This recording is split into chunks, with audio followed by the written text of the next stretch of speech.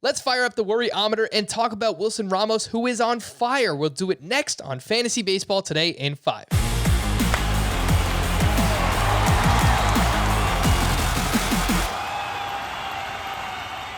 Welcome into FBT in 5, a podcast that gets you caught up fast on the fantasy news and advice that you need to know. Follow and stream us on Spotify and anywhere else podcasts are found. Today is Wednesday, April 14th. I am Frank Stanfield, joined by Scott White. And the Worryometer, the way that this works, 1 to 10. 1, we're not worried at all. 10, all right, yeah, we're really freaking out about this player. Scott, Stephen Strasburg, 4 innings pitched, 8 runs, 7 of those were earned, velocity down across the board. 1 to 10 on the Worryometer. That's like a 6 for me. It was already down. We've kind of gotten used to Strasburg. Okay, he's going to be a 92 mile per hour fastball guy. When earlier in his career, 94, 95, he was getting by with that, so it seemed okay. But he was down closer to 90 in this start and kind of abandoned it after a while. It seemed like he was having a mechanical issue that had him falling off toward the first base side and not really following through on his delivery. So maybe that's something he can fix. But obviously, there's a long injury history there, and I think you have to sit him for now. Certainly don't drop him. Max Fried going up against the Miami Marlins. This is supposed to be a great matchup. 4 innings pitched, 8 runs, 7 of those were earned. And then I found out after the game that he is being sent for an MRI on his hamstring. 1 to 10, Worryometer, Max Fried. So when you add the hamstring injury in there, I think it's probably close to a 5. Let's say 4. 12 earned runs in his past 6 innings. That's not good, but the velocity's been good. He's been getting swings and misses. I don't know if it's just the Marlins' familiarity with him or, maybe a pitch tipping situation, or maybe he just wasn't feeling right. Maybe he's just not locating well early in the season. But I don't, we'll see how much time the hamstring injury costs him. But I think when he comes back, he'll still be somebody you start virtually every week.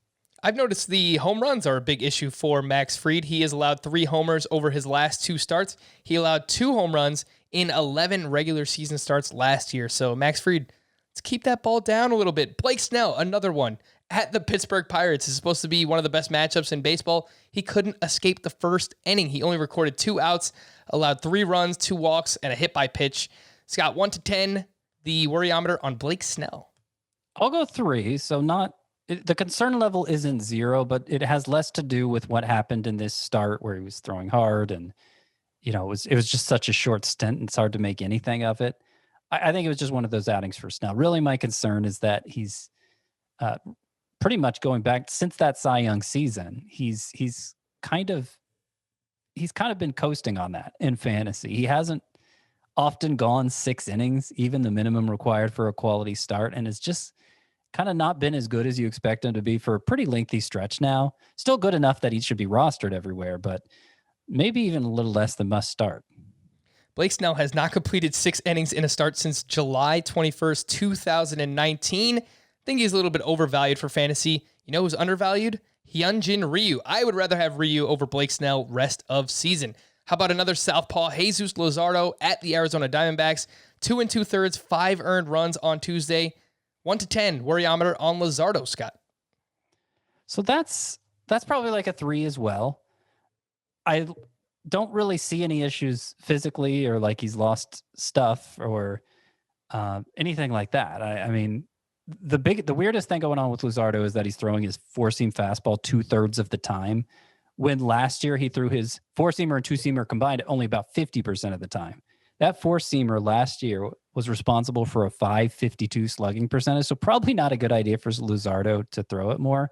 Maybe he just doesn't have a feel for his secondaries yet coming off spring training, but surely somebody in the athletics organization, if not Luzardo himself, is going to point this out to him and get him back on track, and I think he'll still end up having a strong sophomore season.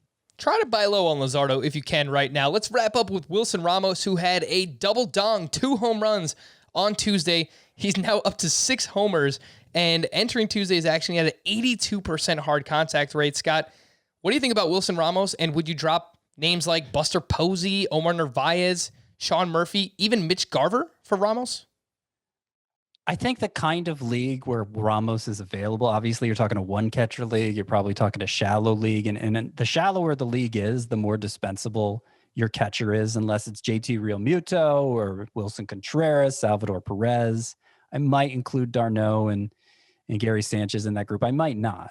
But anyone other than those, I think you could swap out for Ramos for now. And look, Ramos has a track record of being a strong contributor behind the plate. Nothing like this, of course. 85% hard hit rate is just, the league leaders are in the 50% range, So that's obviously crazy what he's doing right now, and it's not going to last. But he could last as a viable starter even in a one-catcher league. So I don't think there's any harm in swapping out one of those fringies for him. You need a catcher? Go get Wilson Ramos. For more extensive fantasy baseball coverage, listen to the Fantasy Baseball Today podcast on Spotify, Apple Podcasts, Stitcher, your smart speakers, or anywhere else podcasts are found. And thanks for listening to Fantasy Baseball Today in 5. If you enjoyed the pod, please leave a 5-star review on Apple. We'll be back again tomorrow morning. Bye-bye.